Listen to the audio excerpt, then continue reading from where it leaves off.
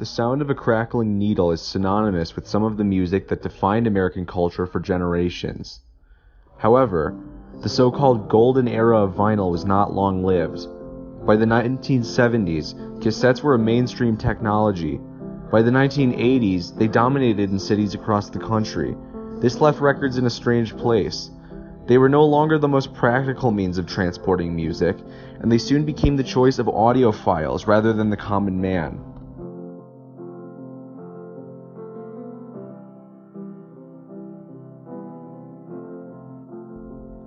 How significant are vinyl records to our modern culture?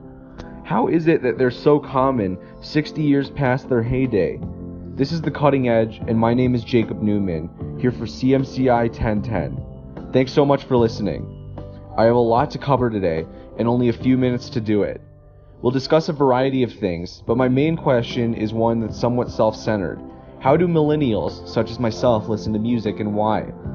What role have they played in the revival of vinyl record culture? What is the future of music technology, and what is the future of record stores that I know and love?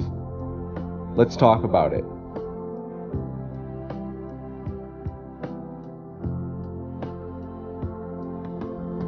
A good place to start is the 1990s, when blooming digital technologies suddenly invite consumers to download all kinds of media at home.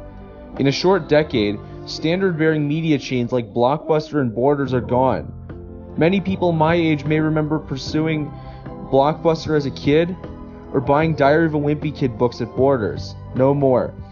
This is just what can be seen on a large scale. On a smaller scale, the picture is bleak. Local video stores, bookstores, and music shops have closed their doors as digital media explodes and companies like Amazon, Apple, and Netflix come to the forefront of book, music, and video consumption. Buying music, videos, and books online is, for many people my age, now simply a standard part of daily life. We can all probably remember the last time that we went to a bookstore or a record store, but that's because of what a rare and special privilege it is at this point.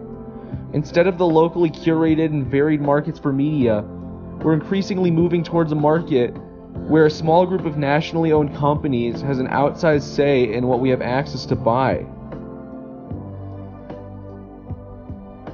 Just as bookstores and video stores continue to close their doors, a seemingly impossible trend has taken hold with music stores.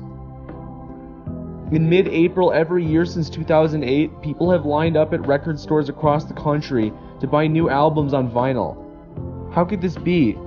In an age where consumers increasingly are able to have easy access to more music for free online, why would millennials revolt and turn to the original personal music technology?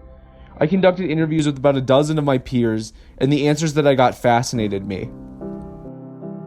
My favorite way to listen to music is certainly like vinyl.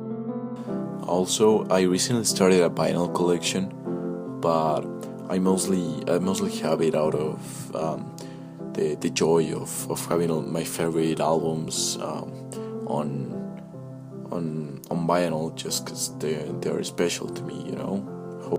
I'm a big proponent of physical media, so that's probably my biggest pro on vinyl. I actually used to collect vinyl records and listen to them. So I enjoy vinyl mostly because of its collectability. It's not like a CD where you could pretty much just hop on Amazon and order a copy of it, have it to your house the next day. A lot of vinyl is actually pretty rare, and it makes collecting it a lot more enjoyable, in my opinion.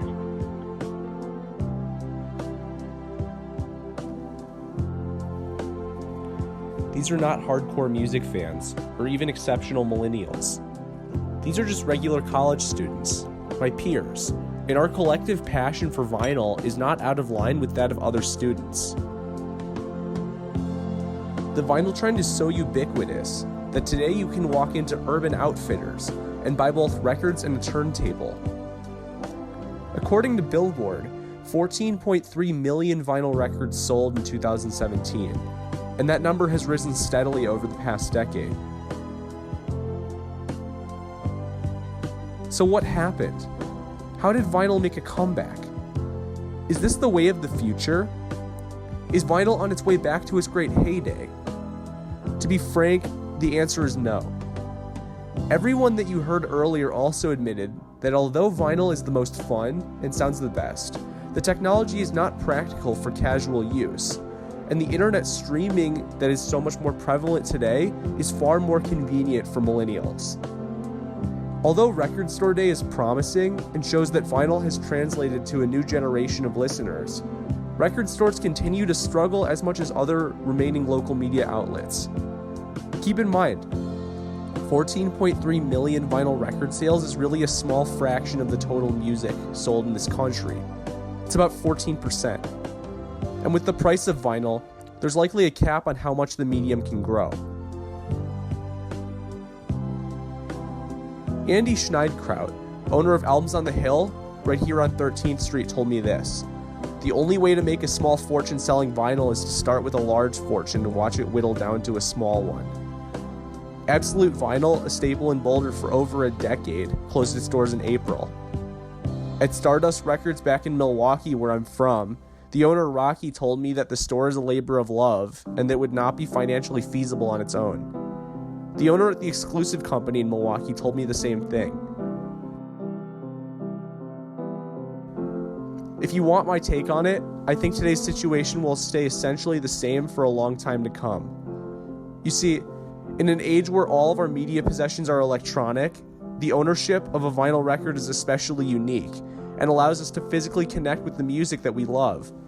Many people I interviewed expressed this in some capacity. Vinyl has not been the most practical means of music consumption in decades, meaning that if anyone continues to use it, this will be a conscious choice rather than a necessity. Vinyl has succeeded in maintaining relevance to a new generation, and this means that the small but passionate collectors base will likely be able to keep the tradition alive. Even if many of the local record stores that remain today close their doors, national chains like Barnes & Noble have actually started selling their own vinyl records. And though internet markets like eBay and Craigslist may not seem like a likely outlet, they may be the future for used vinyl fanatics to continue to trade.